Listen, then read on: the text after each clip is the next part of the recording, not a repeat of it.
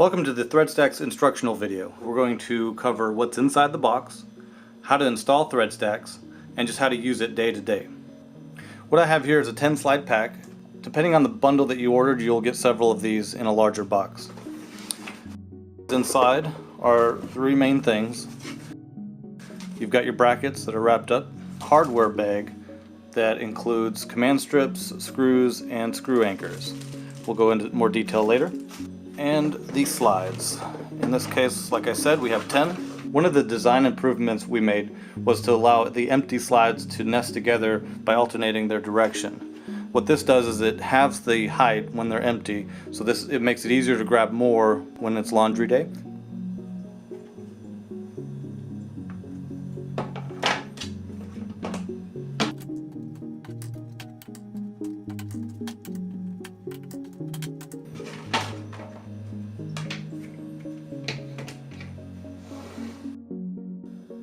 For each bracket, you'll get one bag of mounting hardware, which includes 2 command strips, 4 screws, 4 screw anchors, and 4 screw sticker caps. Before installation begins, we recommend that you measure your shelf.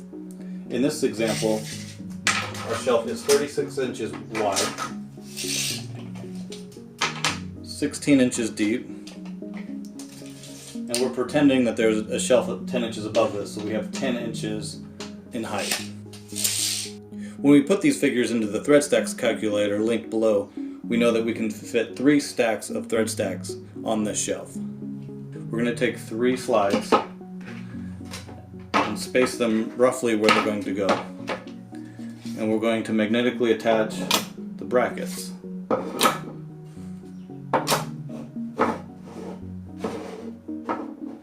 Just like so. Next, we recommend that you fold a piece of clothing that you intend to stack in each stack. That will give us an idea to space these properly. For example, we're going to put shirts in this stack, jeans in this stack, and shorts in this stack. This is a great example of why we recommend you do this. As you can tell, the jeans kind of encroach into the t-shirt stack. So we're going to adjust these so that they don't interfere with each other. Now that we have the stacks where we want them, let's install the brackets.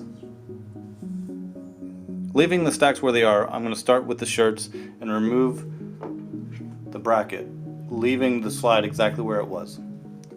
On this stack, I'm going to demonstrate mounting the bracket using command strips. If you take the bracket and you turn it around, you're going to see 2 channels running on the back side. This is where we're going to attach the command strips. So first, you take your command strips, you tear them apart, put one aside, and what you're going to do is you're going to peel the black side, not the red side. If you peel the red side, it's going to mount like this, and you're going to be looking at the 3M logo for the rest of your life. So we're going to peel the black side, and notice the tabs are facing up. We don't want our first bracket to have the tabs facing down, otherwise it's going to hit the bottom and leave a gap. So we're going to make sure the tab, this part is the tab, goes above the bracket just barely.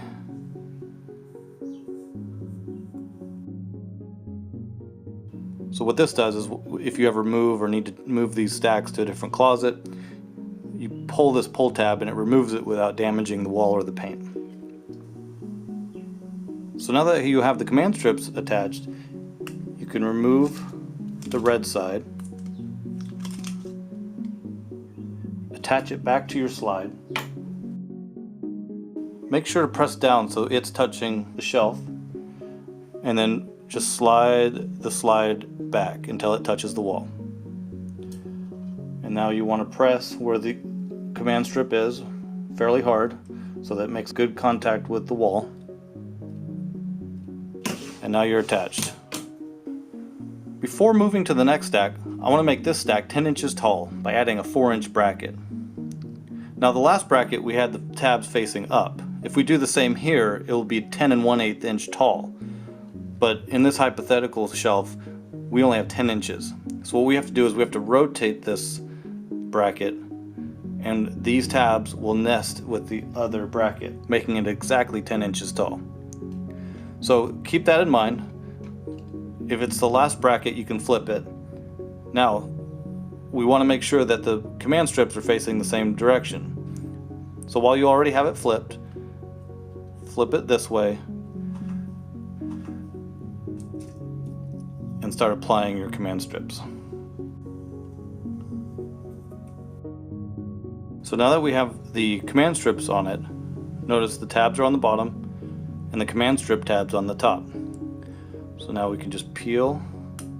Now it's ready to add to the stack. So what we're going to do is we're going to tilt it forward towards you. You're going to position it to where those tabs lock in, and you're just going to tilt it back and apply pressure to attach it firmly. So now that we have a 10-inch stack. Now for the next stack, we're going to use the screw method. A few tools you're going to need is either a 13/64 bit or a 3/16 bit.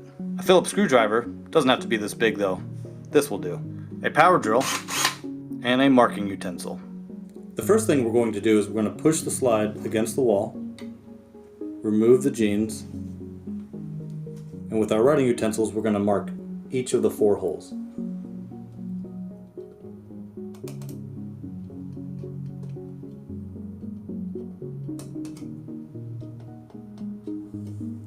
Now we can remove the stack, drill the 4 holes. I'm going to be using the 13th to 64th bit.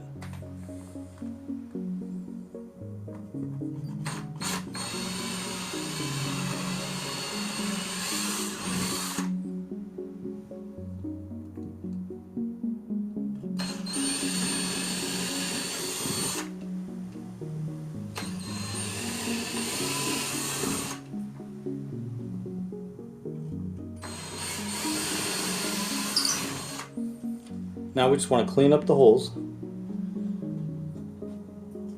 Make sure they're still flat. We're going to clean up drywall. Next we're going to take our 4 screw anchors and push them in each hole.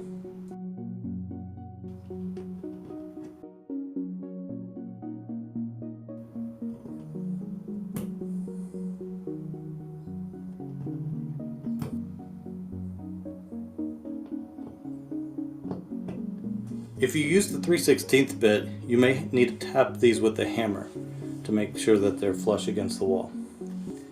Now we're ready to screw the bracket in.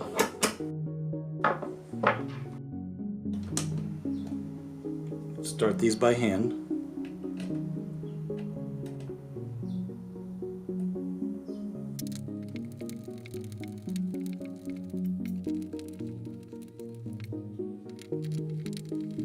Now the final finishing touch is to put the screw cap stickers over each screw head.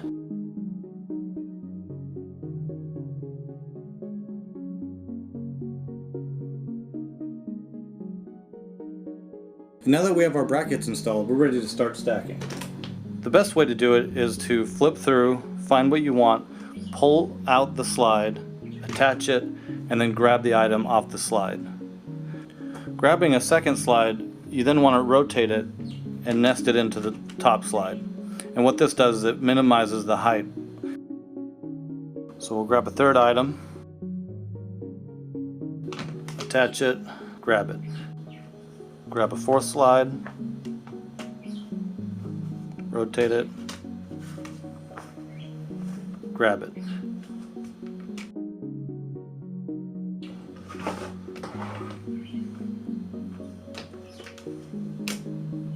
Stacking empty slides this way does 2 main things. First, it reduces the height by half, which makes it easier to grab more slides during laundry day.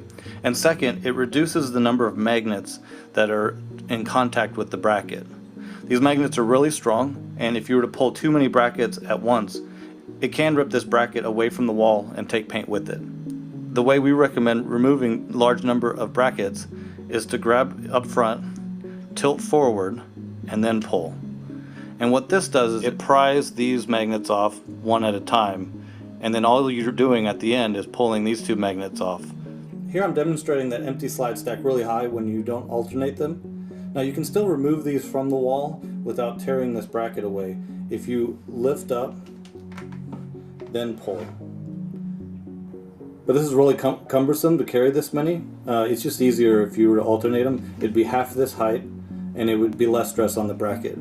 Now I'm going to demonstrate how strong these magnets are, and I'm going to rip that bracket from the wall by pulling all of these straight out.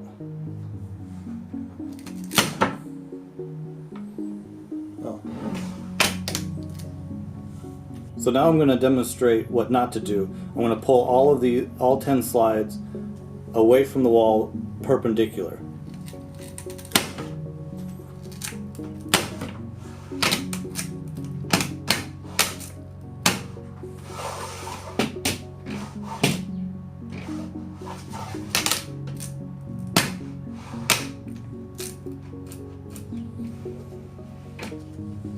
Now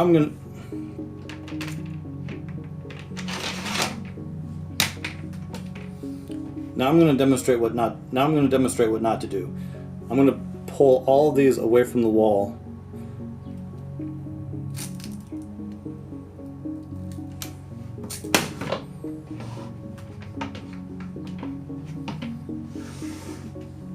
Alright, well, I guess I was wrong, but I don't recommend that.